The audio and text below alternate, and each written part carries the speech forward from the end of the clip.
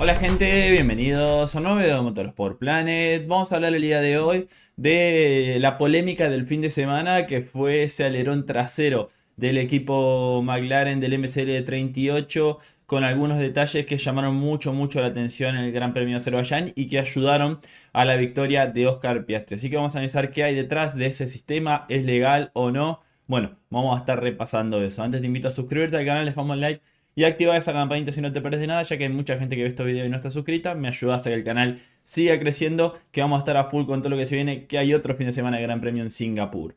Ahora sí, ya nos metemos con, como dijimos, la polémica del fin de semana, porque sobre todo durante el Gran Premio el día domingo llamaba la atención la gran velocidad punta que tenía ese McLaren SMSL 38 con el DRS cerrado. Realmente se armó por ahí mucho revuelo y se estuvo hablando mucho en las últimas horas sobre ese alerón que, como dijimos, alcanzó velocidades máximas relativamente altas sin DRS en comparación con las vueltas que tenía el DRS activado, como que no fluctuaba tanto la diferencia entre el DRS abierto y cerrado en comparación con sus principales rivales, ya que la diferencia entre DRS abierto y cerrado en el McLaren era alrededor de unos 15 kilómetros por hora más, mientras que en Ferrari era de unos 20 y 22 en el Red Bull. Esa diferencia que es mucho. Bueno, así favoreció también a que se pueda defender Piastri de Leclerc, mientras Leclerc estaba en DRS y él no, que por ahí no le podía recortar tanto debido a la eficiencia que estaba teniendo este sistema. Hay que mencionar que, como dijimos, jugó un papel importante también dadas las características del circuito de Azerbaiyán con esta recta larga y que ayudaba a disminuir el drag, que fue, como dijimos, un resultado positivo para Oscar Piastri. En cuanto a esto, se trata de dos cuestiones dispares. Por ejemplo, las imágenes a bordo muestran que el alerón se flexiona a alta velocidad, que se habló mucho también de con el DRS cerrado, no solo esta pequeña apertura que ya vamos a detallar, sino de cómo flexaba hacia atrás el alerón y cómo se bajaba, ayudando a quedar bastante más plano que sus rivales. Pero como dijimos, después se centró todo en el flap del DRS, que prácticamente a alta velocidad sin activar el DRS se estaba abriendo ligeramente debido a la flexión en los bordes de ese flap superior del DRS, lo que permitía obviamente que pase el aire por esos pequeños orificios que se formaban en los bordes del flap superior, y eso ayuda a disminuir el drag, que era, como dijimos, más visible cuando llegaba a la velocidad más alta, sobre todo en el final de recta. Esto disminuye la resistencia, aumenta la velocidad final, y es por eso también que no había tanta diferencia entre el DRS abierto y el DRS cerrado. En términos de efecto neto de esa flexión, es probable que este espacio que queda entre el flap superior y el plano principal, como dijimos, tenga un efecto de mini DRS. Justamente por eso es que se le está llamando mini DRS. No disminuye tanto el drag como lo hace cuando el alerón está completamente abierto, pero sí ayuda a disminuir de manera parcial el drag. Como digo, también depende de un circuito, porque por ejemplo este sistema no lo van a poder utilizar, o no se va a ver que tenga efecto en un circuito como Singapur, que no hay rectas largas, ¿no? Que es todo de rectas muy cortas. En un circuito como Hungría, en estos circuitos necesitas de una recta muy larga para que esto se vea. Obviamente el efecto es medible, como dijimos. La diferencia de la apertura de DRS fue la menor en el McLaren comparado con sus principales rivales. Y ahora se preguntan, sobre todo, ¿es legal o no? La FIA tardó en responder, ¿no?, sobre esta situación.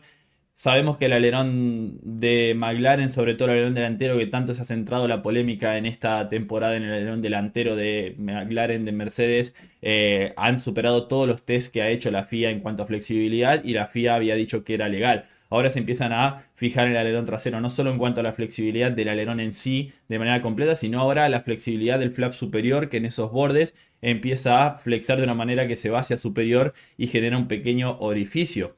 Ningún rival protestó después de la carrera o presentó una queja de manera formal. Ya veremos. ¿Qué es lo que hay en el reglamento sobre este sistema para ya analizar si es legal o no? Recordemos que el alerón trasero y el DRS se prueban de manera estática cada fin de semana, en un artículo que está detallado, que es el artículo 3.10.10 del reglamento técnico, que indica específicamente que el ángulo de la sección superior, o sea, el flap del DRS, solo puede cambiar mediante la intervención directa del piloto utilizando la electrónica especificada en el artículo 8.3. ¿A qué se refiere esto? Que el ángulo de ese flap superior solo puede cambiar cuando se activa el DRS, cuando el piloto aprieta el botón. En concreto significa que esta aleta tiene que mantenerse completamente estática, o ese ángulo no se debe ver modificado. Acá entran los famosos grises, por así decirlo. ¿Por qué? Porque la gran duda es si esa pequeña fluctuación que tiene los bordes del flap superior, que es el flap del DRS, es suficiente para modificar el ángulo de esa sección superior. Ahí es donde puede haber encontrado un gris, porque lo único que se está flexando son los bordes de ese flap. El ángulo, si depende de dónde se mide, no se está modificando. A eso voy, ¿no? Hay que ver si por ahí la FIA decide, bueno, vamos a agregar de mediciones en los bordes del DRS, no solo en la parte central, y si ya me dicen los bordes del DRS, ese ángulo sí se está afectando, ¿no? Así que veremos ya si trata de tapar este gris o no la FIA por ese lado, el tema de las quejas, pero lo que estamos viendo acá es una laguna jurídica o un gris en el reglamento. Recordemos que todas las piezas son flexibles en un monoplaza de Fórmula 1, sobre todo los alerones traseros y delanteros, donde más se nota, porque no pueden ser rígidas completamente, porque se verían muy afectados por la carga que sufren y sufrirían fallas catastróficas. Entonces hay algunos alerones que sí flexan más que otros dependiendo de cómo trabajen con la fibra de carbono, y eso es lo que se está batallando. Ya lo hemos dicho, Red Bull ha sido pionero en esto allá por 2010, 2012, donde también hubo polémica. No es solo de ahora que ha aparecido esto. La realidad es que, como dijimos, es una laguna jurídica, un gris, y es lo que por ahí hace que la Fórmula 1 tenga estas cosas, ¿no? Que siempre los ingenieros van desafiando a full el tema de dónde encontrar un pequeño gris, dónde sacar una pequeña ventaja, y eso es lo que hace avanzar tanto a esta máxima categoría. Todos los equipos en algún momento han encontrado un gris, y si no estás buscando un gris en el reglamento, no estás haciendo bien su trabajo. Así es la realidad.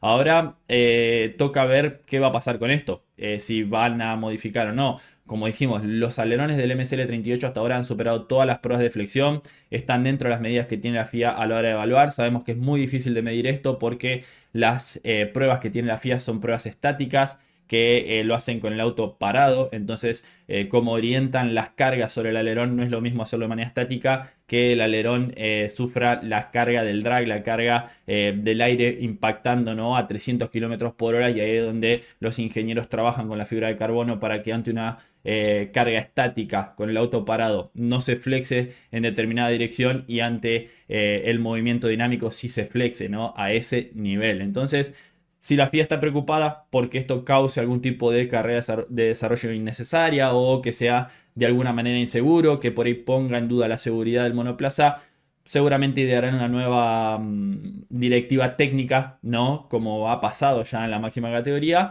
que impida cierto movimiento relativo. Así que veremos cómo continúa. Como digo, esto seguramente no se va a ver en Singapur por las características del circuito. Esperemos ya si lo vemos por ahí en Austin, que puede llegar a pasar el próximo circuito con rectas largas, donde debería servirle este sistema a McLaren.